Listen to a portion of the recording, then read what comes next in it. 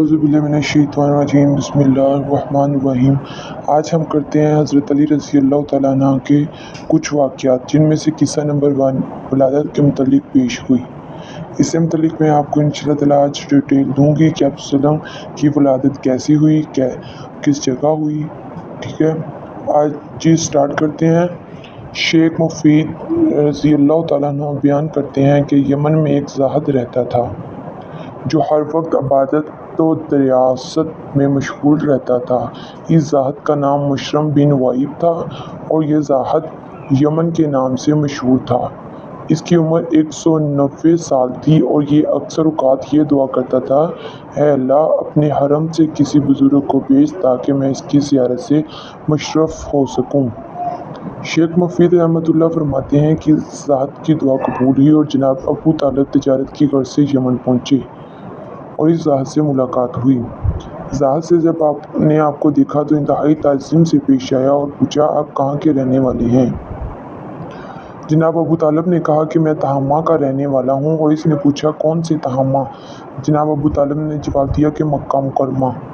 ज़ाहिद से पूछा कि तुम्हारा ताल्लुक़ किस कबीले से है? जनाब अबू तालिब ने जवाब दिया कि मेरा ताल्लुक़ बनी हाशिम बिन अब्द मनाफ से है। ज़ाहिद ने जब जनाब अबू तालिब की बात सुनी तो बेअख्तियार आगे बढ़कर बोसा लिया और कहा, अल्हम्दुलिल्लाह, मेरी दुआ कबूल हुई और मुझे हरमीन शरीफ के खादिम की ज़ियारत नसीब हुई।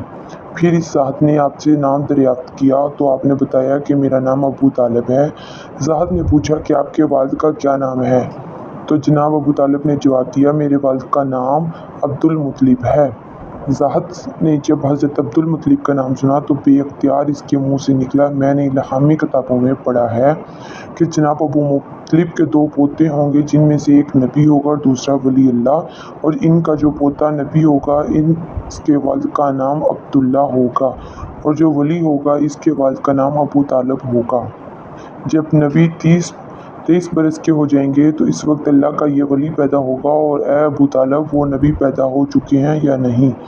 जनाब अबू तालिब ने कहा, मेरे भाई अब्दुल्ला का बेटा मोहम्मद सल्लल्लाहु अलैहि वसल्लम पैदा हो गया है और वो इस वक्त 29 बरस का है। इस ज़ाहिद ने कहा, आप जब वापस जाएं तो मेरा इन्हें सलाम कहिए और कहें मैं इनका दोस्त रखता हूँ। जब वो नबी इस दुनिया से पर्दा फरमा जाएंगे तो फिर आपके बेटे की वलायत ज़ाहिर होगी। जनाब अबू तालिब ने इस ज़ाहिद की बात सुनकर फरमाया कि मैं इस हकीकत को कैसे जान सकता हूँ? इस ज़ाहिद ने कहा, आप वो चीज़ चाहते हैं जिससे मेरी सच्चाई का इल्म हो। जनाब अबू तालिब ने एक सूखे दरख्त की जानिब इशारा करते हुए फरमाया, मुझे इस दरख्त से ताज़ा अनार चाहिए। इस ज़ाहिद ने दुआ के लिए हाथ उठाए और बारगाह खुदावंद में अर्ज़ की कि ऐ अल्लाह, मैंने नबी और वली की तारीफ़ की, इसके सदक़े में मुझे ताज़ा अनार अता फरमा। चनाचे देखते ही देखते वो दरख्त हरा भरा हो गया और इसमें ताज़ा अनार पक गए। जब जनाब अबू तालिब ने वो अनार देखा और इस आबद का शुक्रिया अदा करते हुए वापस मक्का मुकर्रमा रवाना हुए। शेख मुफीद रहमतुल्लाह ने इस रवायत को मुस्तनद ज़राए से रवायत किया कि जिससे हज़रत सैयदना अली रज़ी अल्लाह तआला की वलायत की इनकी पैदाइश से पहले पेशगोई की गई है।